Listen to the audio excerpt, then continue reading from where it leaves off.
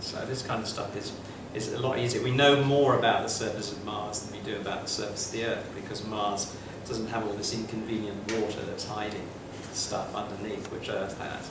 So we know the surface of Mars in much more detail, even though nobody's ever set foot on it, but we've got little rovers trekking around, naming places as they go along, naming rocks, naming sand dunes.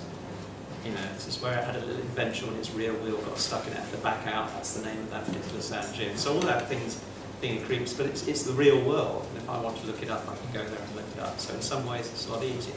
But having said that, even if it is the real world, sometimes the real world's inconvenient. Yes. So you cheat and you finesse, and you do things to try and avoid having to go through all this tedious stuff of explaining why they have to get on. I don't know if here in London we've got a very complicated underground system, so, you know, which don't necessarily always go where you want it to go. You want your person, you just invent a station, put them there. Can you have maps? But it's quite interesting. Very nice map. A book that I really enjoyed written in the 90s, Miss Smiller's Feeling for Snow. I don't know if anyone read that. It was the book that really sort of kicked off the whole Nordic noir thing.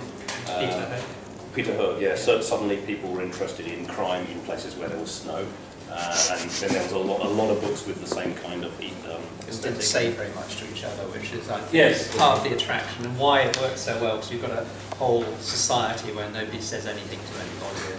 Yeah, everybody has secrets. Yeah. But the thing about that was there was a map in it of downtown Copenhagen, I think, basically, because it's set in Copenhagen.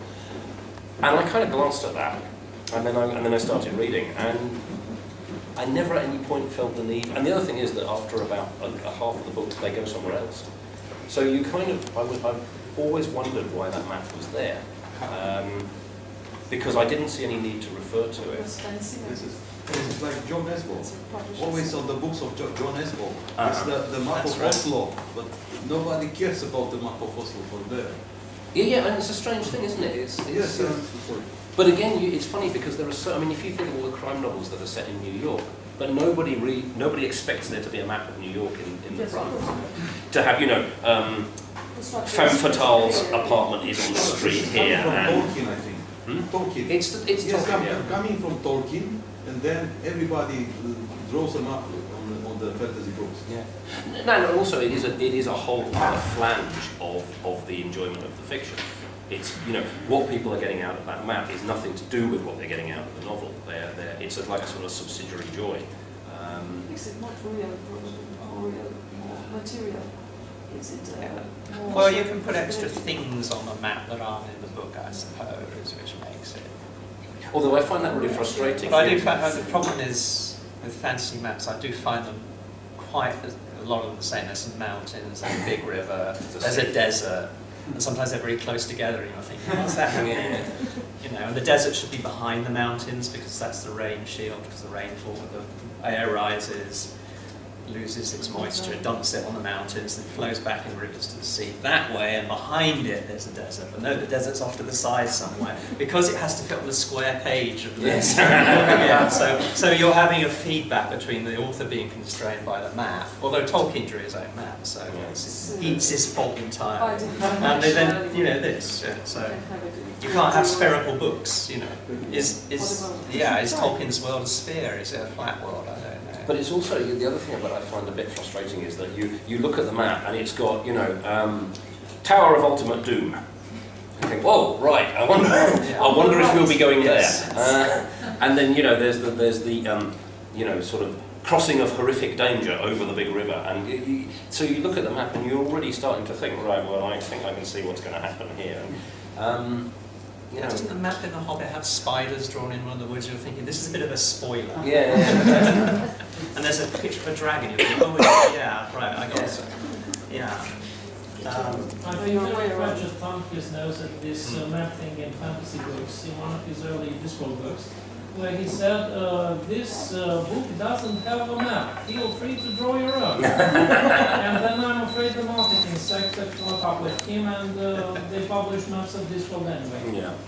The other one, of course, is M. John Harrison, Mike Harrison, because he steadfastly refused to have a map of his fantasy world, and he very consciously changed the fantasy world each time he wrote a new book, so that you couldn't, the map, if you'd had a map of the first book, it wouldn't work with the second book. You know, he was determined that, you know, I'm going to really screw up you, you know, you will not know where you are, okay?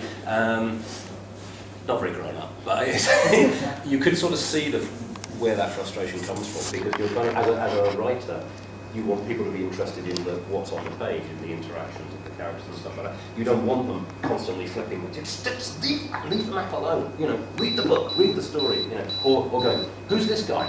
You know, back to the dramatist book. He's a soldier who will later be promoted to colonel. Right? Okay. You know, I think there's a sort of, if you take your writing seriously, there's this sort of itch. You don't like the way that intrudes on your what you're trying to do. Although I don't know it's a tradition in Romania, but in Britain in the 19th and early 20th century, the tradition of each chapter would have a little summary of what was going to happen in the chapter. I'm just reading Tai Phi at the moment, Conrad's story, and that tells you each thing. I would kind of think, I want to write a book like that. Actually, I want to give myself some constraints, and maybe I should do it before I write the chapter. I should just do a little outline. Yeah, there are a lot of books like that. Dickens used to, although Dickens wrote serial. Dickens is an interesting example because he didn't know what he was writing. He had no idea. He was writing to a deadline every month to get this serial into well, it's usually a magazine that he was supporting, and the only way he could support it, he suddenly realised, was he was going to have to write a novel and serialise it as this magazine that he thought was going to be a separate enterprise. But as usual, no, he has to write a novel to support it. So he'd get on and write that, and he has lots of inconsistencies in his novels.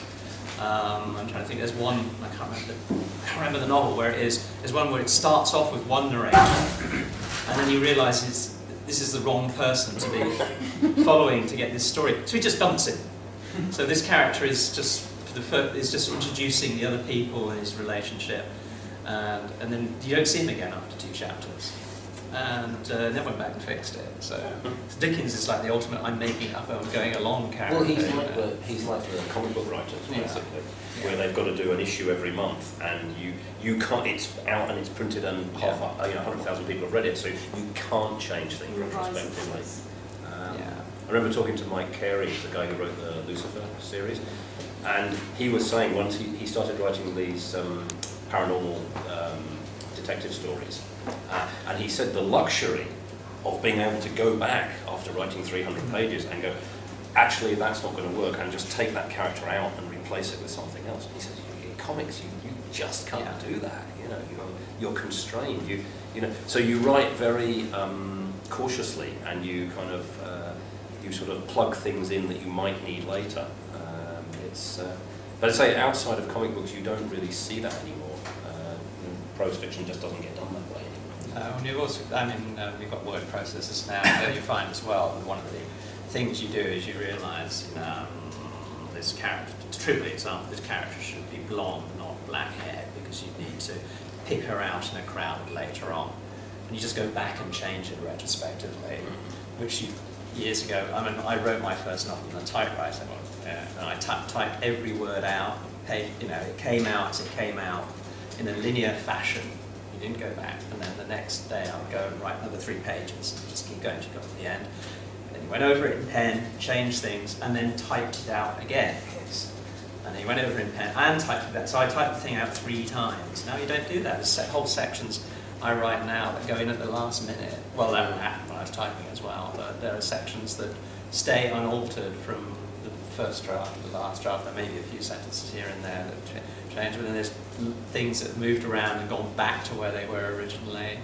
And then there are things that come in right at the last minute when I'm doing the last draft, and I write a whole new chapter or something. Come in and this is a good bit because I've got my head really in the book now. I know how the book should sound, so it becomes almost automatic writing.